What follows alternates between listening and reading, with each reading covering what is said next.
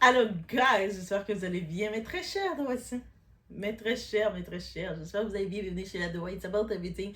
Cette fois-ci, on va quelque part aux États-Unis. On a entendu le nom de Jaguar Wright beaucoup de fois. Beaucoup. Même à un certain moment, en 2024, Trump lui avait donné un prix. Un prix un prix. Et là, je commence à me dire, Trump aussi, il fait n'importe quoi. Mais là, maintenant, j'ai été surprise. J'ai été surprise et j'ai froncé les sourcils. Jaguar Wright. Aujourd'hui, on va parler d'une histoire qui montre encore une fois le danger des accusations sans preuve sur Internet. Tu sais, je vous le dis, tu sais, des fois, oui, on est là, on peut lancer des alertes, on peut vouloir dire, annoncer quelque chose. Mais il faut avoir une nuance et faire attention de faire des accusations trop concrètes. Surtout des accusations qui doivent aller devant la justice.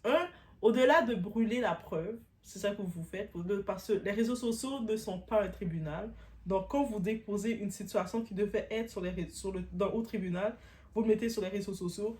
Mais qu'est-ce que vous faites? Vous n'aidez pas la cause devant les tribunaux. Vous brûlez la cause et ça se retourne contre le côté que vous voulez faire. Là, vous êtes comme outrage à la justice et tout ça. Je vous le dis de plusieurs façons. Vous allez dire, Doa, tu dis n'importe quoi. On a le droit de faire du Congo. Ça sur ça, ça fait de notre argent. Ça nous donne beaucoup de vues. Ça fait beaucoup d'argent. Le monde aime ça. Ok. Mais bref. On sait que pendant des années, une femme a construit toute sa présence en ligne avec des accusations explosives contre des célébrités très puissantes. Que ce soit beaucoup, parce qu'elle avait travaillé avec Jay-Z à l'époque, beaucoup contre Jay-Z, contre les Beyoncé, contre les Diddy et j'en passe. Mais aujourd'hui, la situation semble avoir pris un tout autre tournant. Maintenant que, t'as tombé, t'as fait les choses, elle nous revient, mais avec un autre son de cloche. Et on va regarder qu'est-ce qui se passe. On est chez la Doa, it's about everything. On like, on met les likes, on booste, on supporte.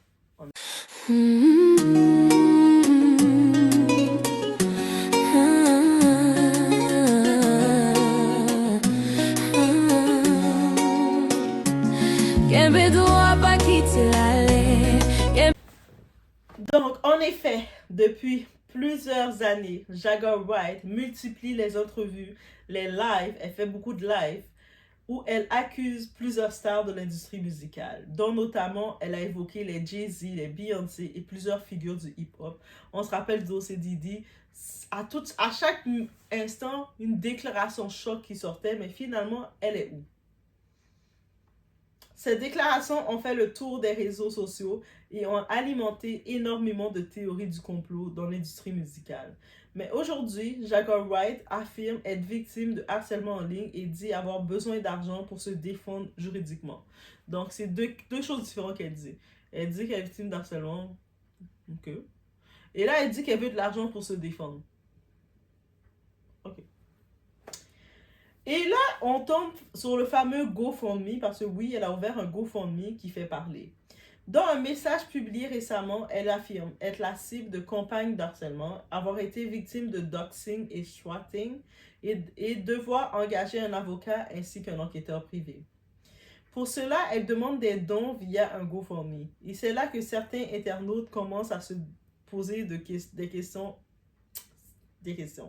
C'est parce que oui, le discernement nous appelle à nous poser des questions. Quand on voit une action, on regarde l'action, on ne peut pas juste se lancer dedans, faire oh, on doit se poser des questions. Et les gens commencent à se poser des questions. Parce que pendant des années, ces accusations ont généré des millions de vues. Donc, elle était sensationnaliste. Elle a compris la game de l'Internet. Plus tu es sensationnaliste, plus tu es explosif, mais plus tu fais des vues et plus you get money. Tu elle l'a compris. Elle a créé des débats et beaucoup de controverses. Beaucoup de gens disent aujourd'hui, si tu fais des accusations aussi graves, tu dois avoir des preuves solides. Et c'est vrai. Tu sais, c'est la même façon qu'il y a certaines personnes qui rentrent dans des dossiers légaux où ce que, tu sais, ils rentrent à pied tremblant, là. Ils rentrent avec des émotions. La justice ne fonctionne pas par émotion. Quand tu arrives dans un tribunal, il ne fonctionne pas par les émotions, il fonctionne par les faits. Et puis ils viennent déposer, faire des accusations, ils se mettent devant leur caméra, ils font des accusations du genre, c'est telle personne qui a déjà, telle personne qui a fait ci, qui a fait ça. Mais quand tu regardes leurs preuves, il n'y a pas, la justice, la première chose qui demande, le motif. Tu peux pas faire une accusation sans le motif. Donc, même dans les enquêtes, quand ils arrivent sur une scène de crime, on cherche les indices, c'est pour et puis quand on a trouvé les indices, on doit trouver, ça doit nous relier au motif. Mais le monde, quand ils comprennent pas, ils n'ont pas la connaissance, ils mélangent le tout. Ils y vont avec les émotions, avec le qu'est-ce qui va être sensationnaliste. Ça va faire sensation si j'accuse directement telle personnalité d'avoir fait la pire des choses. Ça va faire beaucoup de vues, ça va générer beaucoup de vues. Right? Ça va me faire l'argent sur le coup, sans penser que derrière cet argent-là va se retourner contre toi. Parce que sinon, tu peux te retrouver dans une situation très compliquée juridiquement. Et certains internautes comparent déjà la situation avec d'autres créateurs controversés comme on a notre fameuse Tasha K, Milagro ou d'autres personnalités du gossip internet. Moi, je vais être très clair sur ça, guys. Sur internet aujourd'hui, les accusations sont devenues une business. De venir accuser quelqu'un directement, frontalement, c'est devenu business. Alors que dans l'époque, les blogueurs, même quand ils venaient avec certains faits, ils déposaient les faits, mais ils laissaient une nuance, de savoir de j'ai appris ça, je ne sais pas trop. Pourquoi? Parce qu'ils ne veulent pas que ça se retourne contre eux, ils ne veulent pas se retrouver à devoir aller témoigner. Mais maintenant, de nos jours, le monde, ils viennent vous montrer qu'ils sont plus real ou plus vrais que les autres. Ils viennent dire, je t'accuse directement sans savoir que ça... Tout ça, c'est un dossier qui se retourne contre toi. Là, mettons que tu fais ton contenu, aussi simple que ça. Toi, tu es là, tu fais ton contenu, tu accuses quelqu'un d'un crime. Au-delà que oui, tu vas attirer beaucoup de milliers de vues parce que le monde, c'est sensationnaliste, ils vont venir regarder ça. Mais de l'autre côté, la personne que tu accuses, tu penses qu'elle n'a pas le droit de réponse? À cause que toi, tu as des milliers de personnes qui t'ont regardé, la personne n'a pas le droit de te répondre. Et la personne, est-ce que la personne va nécessairement te répondre, va prendre sa caméra pour te répondre? Surtout, tu lui fais des accusations directes et concrètes. La personne va prendre toutes tes vidéos,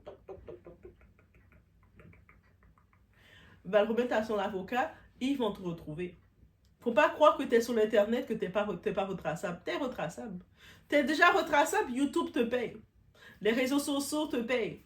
Même les TikTok, tu es capable de recevoir l'argent qu'ils te donnent. C'est-à-dire que si l'employeur qui te paye est capable de te retracer, tu penses que la justice ne peut pas te retracer? Tu es retraçable. Là, maintenant, ils vont te dire d'où vient, tu as fait cette accusation-là, c'est beau. Tu t'es mis publiquement, frontalement, tu as fait une accusation, c'est beau. Mais d'où te vient les faits? Ah, ben parce que une telle personne a dit qu'elle connaît la famille ou une telle personne a dit, donc c'est pour ça. Devant la justice, ça ne marche pas. Ils te demandent les faits. D'où viennent les faits concrets? Si tu ne peux pas donner des faits sur tes accusations, tu ne le dis pas. Et même, on le dit du point de vue de droit.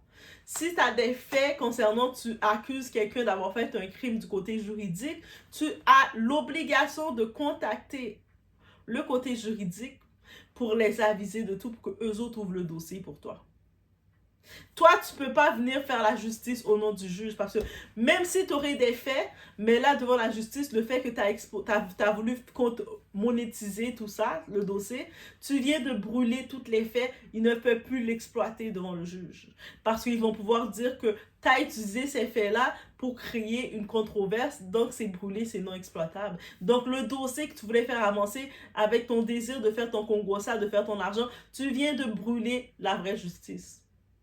Mais quand je le dis de toutes les façons, de tous les tons, les gens ne le comprennent pas. On regarde le cas de Jackie Wright. Elle est venue avec des faits en tant que telle. Elle dit, elle a travaillé dans l'industrie. Elle était à proximité avec des personnes comme Jay-Z dans le temps. Donc, elle a vu des choses. Elle avait été un moment dans certaines soirées. Elle a vu des choses. Mais le fait qu'elle a commencé de son fait, de ce qu'elle a vécu et de comment elle est venue présenter le tout, c'est aller dans tous les sens. Et maintenant, le truc, elle demande, elle fait une cagnotte, un GoFundMe pour demander de l'argent, mais aucune des personnes n'a porté plainte encore officiellement contre elle. Peut-être que derrière, elle prévoit, elle présage plutôt qu'en prévision, il risque d'avoir des plaintes contre elle. Mais depuis le dossier de Didi, elle s'est calmée, là. Vous n'avez pas remarqué? Oui, elle est venue faire deux, trois petites révélations par rapport. Elle est venue faire une révélation sur Teyana Taylor. le temps qu'elle était dans l'industrie et le temps que Teyana est dans l'industrie, ils sont même pas dans la même génération. Teyana était aux couches peut-être, elle était un bébé, elle était dans son berceau quand elle était dans l'industrie. C'est-à-dire qu'ils sont déjà pas dans la même génération, c'est-à-dire que comment elle peut exposer des faits sur Teyana Taylor quand elle, le moment que Teyana est dans l'industrie, elle n'y est pas. Donc déjà, le monde a commencé à ne plus trop porter attention à elle. Et là, maintenant, il ne sait plus comment agir parce qu'elle doit sortir. Elle a bâti son espace en créant des expos. En créant des expos sur l'industrie qu'elle dit connaître. Là, ça retombe. Et même dans toutes les expos qu'elle faisait, on se rappelle, dans le dossier de Didi, elle nous a fait plein d'expos, elle nous a exposé des détails qui nous ont traumatisés. Lors du procès de Didi, on a tous été déçus. Commençons par moi, j'étais déçue là. Moi, je m'attendais à avoir des grosses déclarations. J'ai dit, ah ouais, elle a dit ça, ya. Quand j'ai regardé le dossier de Didi, j'ai fait, hein? Finalement, ils sont allés fouiller les 2 maisons de Didi, celle à Los Angeles et à Miami. Ils ont vidé ces maisons, ils ont fait toute une scène. Tous les témoignages ils disaient être allés chercher pour finalement ressortir avec quand tu deviens riche, si tu veux pas de problème, traite bien tes employés, comporte-toi bien avec ton entourage, paye les gens que tu dois payer et tu n'auras pas de problème. On a fini avec ça. C'est la morale qu'on peut retenir de Didi. Si Didi avait mieux traité les personnes autour de lui, il n'avait pas montré qu'il faisait un certain favoritisme, il aurait continué de faire ce qu'il faisait. Aussi simple que ça. Parce que même les girls, ces go, ces filles, ces femmes, ces chéries, je ne sais pas comment on les appelle, elles ont dit que elles attendent Didi. Il y a l'autre, Daphne, pas Daphne, l'autre là. Il y a une des girlfriends là. Elle a dit, elle attend que Didi sorte de prison.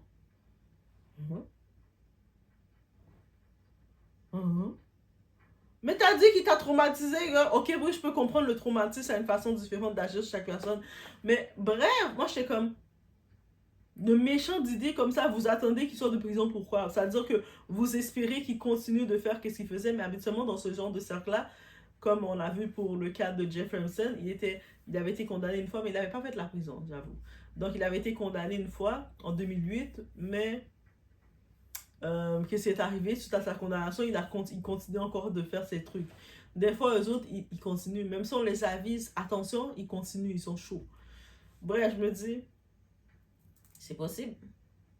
C'est fort possible. Mais bref, guys, bref. Et le problème qui arrive dans ces accusations qui sont devenues une business, quand les preuves ne suivent pas, ce sont les tribunaux qui peuvent finir par trancher. Cette histoire est aussi un rappel important. Avant de croire tout ce qu'on voit sur Internet, il faut toujours se poser une question simple. Où sont les preuves? Parce que dans le monde réel, des accusations publiques peuvent avoir de vraies conséquences juridiques. Et maintenant, la vraie question. Tasha K, Jaguar Wright, who's next? Parce qu'on a Tasha K dans l'histoire, là, Tasha K, là. Avec l'histoire qui faisait plein d'accusations, là. Elle montait des dossiers sur Cardi B avec plein d'accusations qui allaient dans tous les sens. Et là, maintenant, elle doit près de 4 millions à Cardi B.